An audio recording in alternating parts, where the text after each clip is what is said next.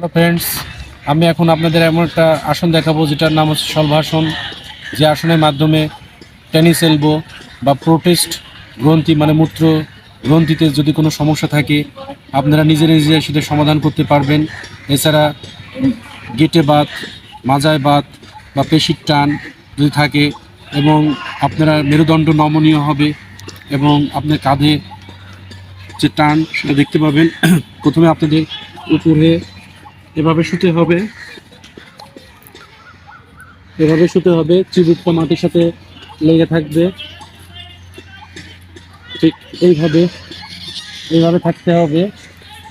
তা আমরা হাত দুটো এইভাবে রাখবো,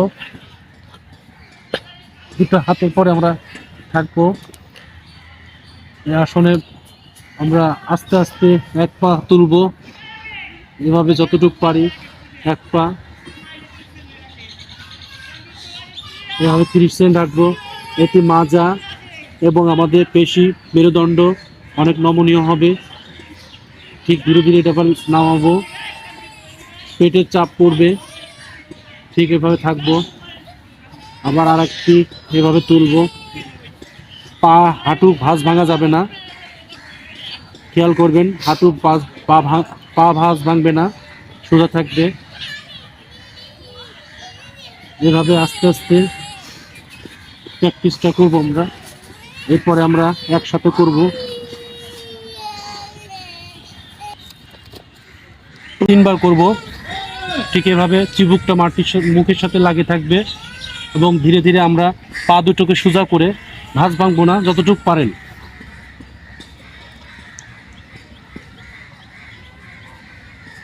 যত সেকেন্ড পারেন ধীরে ধীরে পাটা মাটিতে নামাবেন। আবার এইভাবে রিল্যাক্স থাকবেন। এভাবে আমরা 3 বার করব। আমি আবার বলছি, এটা কোমরের যে চর্বি এবং মেরুদণ্ড নমনীয় হয়। পিঠের টান থাকলে সেটা সুন্দর হবে, ভালো হবে। এবং স্লিপ ডিস্ক যাদের থাকে, স্পন্ডলাইটিস যে থাকে, সেটা ভালো হবে। এবং মূত্রথলিতে প্রোটেস্ট গ্রন্থি অবশ্যই ভালো হবে। এবং প্রতিবাদ, স্লিপ ডিস্ক এগুলো ভালো হবে। আপনারা এই প্র্যাকটিসটা করে দেখেন, আপনাদের পেটের চর্বি থাকবে না। আমি আবার দেখাচ্ছি। হাত অবশ্যই উপর করে পায়ের নিচে রাখবেন এবং আর একটা রাখবেন, 2 হাত চিবুকের নিচে থাকবে। এরপর আপনি আর ধীরে ধীরে পাটা ভাঁজ ভাঙবেন না, উপরে তুলবেন, যতটুকু পারবেন উপরে তুলবেন।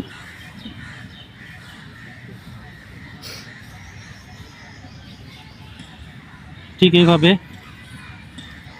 আপনারা 3 বার প্র্যাকটিস করবেন এবং এই প্র্যাকটিসের মাধ্যমে, এটা শলভাসন বলে, এবং এটা আপনি প্র্যাকটিস করবেন। ওকে ফ্রেন্ডস, আমার এই শলভাসন ক্রিয়াটা দেখে যদি ভালো লেগে থাকে অবশ্যই সাবস্ক্রাইব করবেন, লাইক দিবেন এবং শেয়ার করবেন। Thank you.